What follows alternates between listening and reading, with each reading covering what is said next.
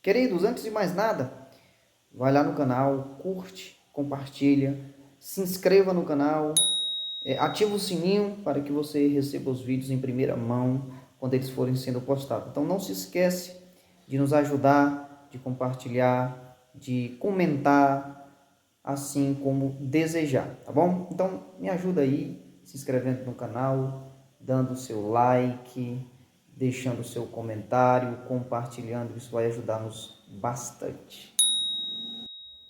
Olá, meus queridos pais do Senhor Jesus Cristo.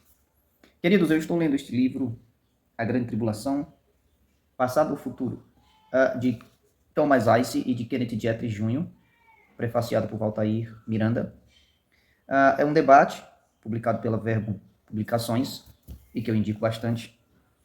E eu estou fazendo uma leitura mais rápida deste livro, mas me saltou aos olhos algo que o Dr. Kenneth Jeffries falou aqui no início da sua fala.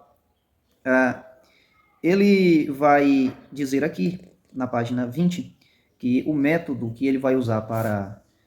o método que ele vai aplicar ao texto de Mateus 24 é o método histórico-gramatical. É o método histórico-gramatical que é amplamente aceito entre os cristãos e provavelmente o mais usado e o mais deturpado, né? Bem, ele diz que vai usar, né, esse método hermenêutico para interpretar Mateus 24, que é o texto que ele vai usar como referência para mostrar que a grande tribulação já aconteceu, já passou. Ele diz que o literalismo consistente, né, do Thomas Ice e de alguns dispensacionalistas, ele diz que é uma subespécie do método histórico-gramatical. Estou de acordo com Daniel Buck, com John Feinberg e com outros, que realmente é assim, né? O literalismo consistente, digamos que é uma subespécie, né, do método histórico-gramatical e que ele não representa o todo do método histórico-gramatical. Mas ele faz aqui uma afirmação que é muito perigosa, certo? E me saltou os olhos essa afirmação dele, porque dá vazão para muitas interpretações que podem levar a vários entendimentos divergentes. Ele diz aqui, falando sobre o método espiritual, né, que ele também vai fazer uso dentro da interpretação de Mateus 24, ele diz: a interpretação espiritual, porém, é um sistema de hermenêutica que esvazia todo o sentido histórico do texto para substituí-lo por uma realidade abstrata. Bem, eu achei bastante perigoso, né? Eu não sou doutor, e ele é muito mais conhecedor, tanto de hermenêutica como em todos os outros assuntos bíblicos, mas eu achei um tanto perigoso essa interpretação dele do que seja o método espiritual. Bem, antes de mais nada, eu quero dizer que o método literal não é uma antítese ao método espiritual.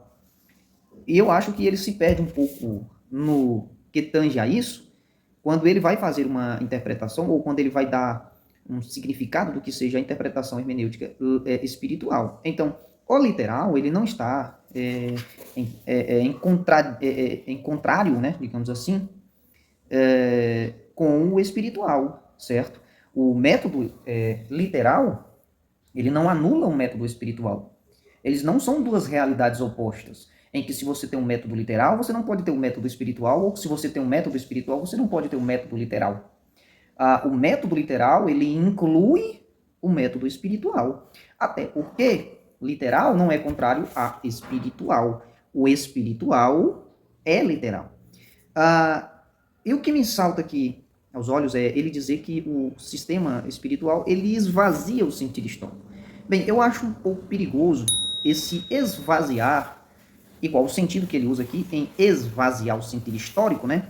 Porque esse esvaziar, o anular, digamos assim, como eu entendi o sentido histórico, por que eu entendi que é anular? Porque ele continua a frase dizendo esvaziar todo o sentido histórico de um texto para substituí-lo. Então, significa dizer, aí ele diz, substituí-lo por uma realidade espiritual abstrata.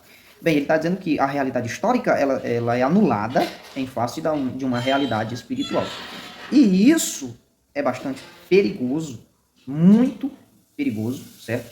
Porque o sentido histórico ele não pode ser esvaziado para dar a abertura para o sentido espiritual. O sentido histórico é o fio que liga o histórico, o literal físico, para o literal espiritual. Então, o histórico ele não pode ser esvaziado nesse sentido de anulado para dar lugar a um sentido espiritual. O histórico é que delimita o significado espiritual, porque se você anula o histórico, se você substitui, então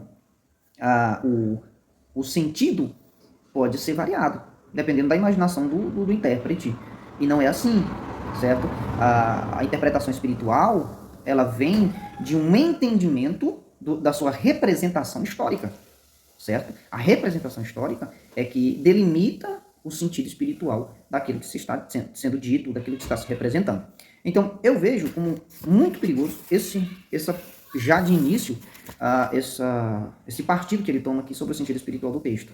Então, ele já está fazendo realmente essa interpretação porque justamente é isso que normalmente os preteristas fazem, que é justamente o debate entre Thomas Aiste e Kenneth Jeffrey, né, entre um dispensacionalista, futurista, e um preterista, né, que é Kenneth Jeffrey. Então, eu trago essa observação aqui para a gente ficar alerta, porque às vezes a gente lê e não entende nada. Eu acho que não precisa se substituir o sentido histórico, né, substituir no sentido de esvaziar, no sentido de anular o sentido histórico, para dar lugar a um sentido espiritual. Eu acho que, no meu entendimento, naquilo que eu já estudei, o sentido histórico é o fio que liga os dois.